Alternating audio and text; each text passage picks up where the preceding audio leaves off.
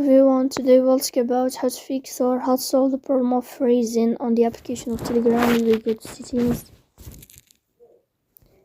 In this page, we go to apps, default apps, app settings.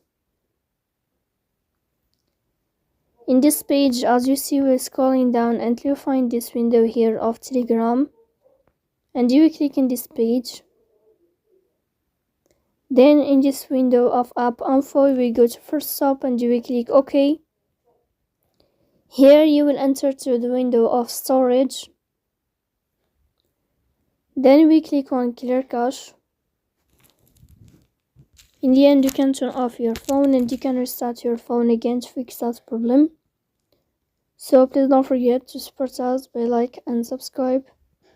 See you next time in another video, and thank you for your watching and your attention. Goodbye.